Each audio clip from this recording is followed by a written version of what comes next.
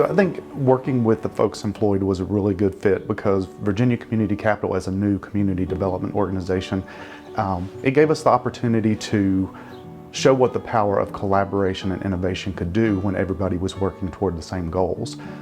Floyd already had a lot of natural resources, a draw of the heritage music, and some old buildings that needed to be rehabbed. So being able to come in and help them put plans together to help bring that vision to life was part of what we were created to do. Our town is tiny, right? The downtown is tiny. The town of Floyd is the crossroads for our community. We have two main roads that go through the county.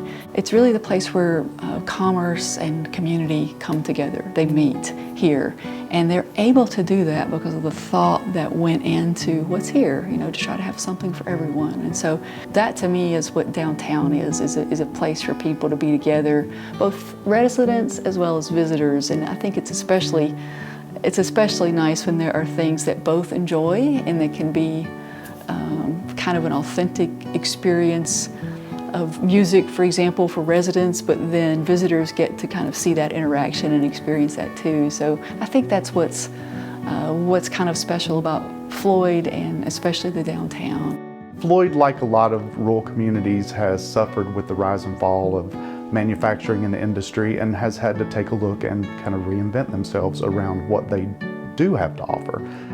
In Floyd, they have the Blue Ridge Mountains, they have the Little River, they have this neat artisan community, and they have this rich history in bluegrass music. And so being able to stop and really recognize what they have to offer and tell that story really well is a part of how they've succeeded. When I had originally moved to Floyd, it was the intention of creating a life for myself. And as I lived here for a while, I realized that it was possible to participate in the life of the community. Floyd had some aspects to it which I felt like could use some nurturing, particularly the downtown area. And so I recruited a few of my friends, and we made an investment, and at that point we entered into the development of the community. It's really sort of a creative art project of small downtown redevelopment. None of us are in the real estate business, but we felt like we could make a difference. Our initial investment was the Village Green project, which was an old grocery store which had closed and was really sitting vacant, and it was possible that that building could create a kind of blight in the downtown. We saw that. So we bought that building first, not exactly knowing what we were going to do, but we didn't want it to lead to further degradation of the downtown. Once that building was up and running, then the station building, what we call the Village Square, became available. And we saw these two buildings really working together to anchor a development of the town. That led to the purchase of the Floyd Country Store and some other properties in town. Thankfully, there was a group of citizens, again, private residents, who stepped up and said, we want to build a hotel here. We want to take the old grocery store and restore it and make shops that are needed so that it's not one single business, but it's an opportunity for multiple businesses to have space. And to me, what's kind of was magic about the station, or what was so important, is it was the first new housing development in downtown for decades. And I hope that it was helpful for other communities to see, yes, okay, it worked in Floyd, and just help people see the possibilities.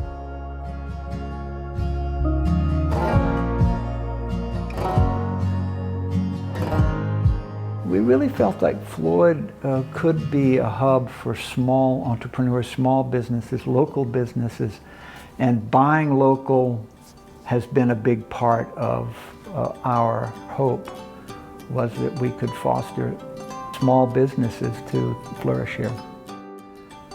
The immediate impact was that other people came on board. The town council got involved, the Virginia Department of Housing and Community Development got involved. We developed a a roadmap for the development of the downtown. And eventually that led to a Main Street Award of Excellence. When we started off, we were using our own money, but at a certain point we needed some financing. And we had traditional methods of financing. But I reached out to VCC because they were just emerging as a funding source in this region. And I really appreciated their mission, which was really specifically about helping small communities and small business to develop and create opportunities. So with VCC, I just found a partner who was really willing to work with us, willing to negotiate to our needs, and it's turned out to be a great partnership over a long period of time.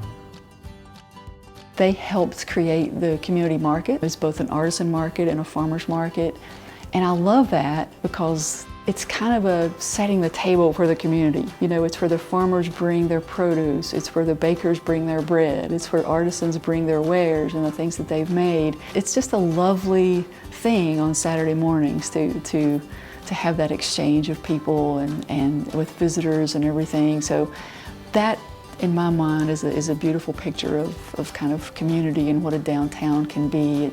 It's the economic part, but it's also the social and emotional part of spending time together and, you know, appreciating how we're different but the same, you know.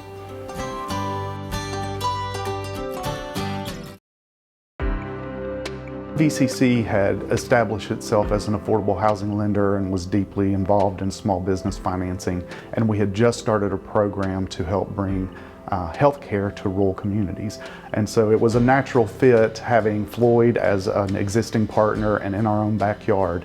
It just made a lot of sense to work with them to help them leverage new market tax credits as a way to help bring healthcare to this rural community. And in many cases, folks here were driving 40 to 45 minutes for some services they needed. And having, you know, easy access to healthcare is part of creating a vibrant community and making it livable. Tri-area has been primarily a regular family practice. However, as years have passed, we've added lots of features such as the behavioral health program and the psychiatry. We have digital retinopathy for diabetic patients. We have telehealth, so people were able to see other providers at other sites if transportation wasn't available. And that being said, we did just add a transportation piece. So we have a van and a car that goes and gets the patients to bring them back to our facility. We do provide some educational services such as diabetes education. We have a diabetic educator. We also have a partnership with UVA where we have some specialists that see patients via telehealth. We've partnered with them to do diabetes education classes that are open to the public, that can come in and actually sit down in front of telehealth and learn about how they should eat, how they should manage their medication, their insulin, all those things. They're able to offer a sliding scale for people based on their income level, but that's only possible when you have a broad base of people that are patients. You know, you have to have people who have private insurance or private pay with people that need the benefit of the sliding scale. And so it's back to that kind of diverse community again. You know, you need everybody's talents and strengths to come together, and especially in a small community, you know, where resources can be limited in a rural community, in a small town setting. So the fact that they bring the management and the look of wellness alongside the sliding scale so that everyone has access to that, I think has been a really good thing. The sliding scale at Tri-area is a grant-funded program that allows us to see patients that are either uninsured or underinsured for a discounted rate. Those discounts allow them to get health care, x-ray, lab work, dental, and also behavioral health. We have quite a few patients that are on the sliding scale, and if we didn't have that here in Floyd, they would have otherwise never obtained health care. They would let things go that they otherwise wouldn't. Tri-area is kind of a safety net for the community at this point because we still capture that group of people that don't qualify either way. People are getting what they need now. They're not going into a detrimental state of health because they actually have an option. What really sets the community health center model apart is their focus on long-term health, not just treating an immediate condition. It's one thing I've really appreciated about them, because we all know that, the medical profession is complicated and time-pressed, and it's hard to get much face time with the provider, but I appreciate that they have this longer-term focus and have brought that to residents who maybe in the past came to the doctor only in a crisis, but they really encourage people to come for regular visits and to manage wellness versus crisis. I think there's an increasing recognition that housing is employment, is health, as all of these pieces matter, and we're interdependent more so than I think that we've historically recognized. And so I'm hoping that opens the opportunity so that we can work together to solve problems. We can come together and say, yeah, everyone needs a marketable skill. Let's figure out how to make that possible together. Everyone needs a safe, warm, and dry place to live. Let's figure out how to make that happen. A lot of private residents have said, we want to invest our money and our time locally, and they've bought shops and they've renovated them and they've done things to create nice public spaces. But it always takes money and it takes partners, and I think Virginia Community Capital's focus on community, there's a shared sense of kind of what's important and things that we all need to work on. So I think that's why it's been a natural fit. I think for us, we've always had this philosophy that for places to be livable and vibrant, you have to address some of the basics of the social determinants of health. And having warm, safe, healthy places to live, having access to health care, having jobs so that you can provide for your family, all those are the backbone of vibrant communities, and that's what we're all about.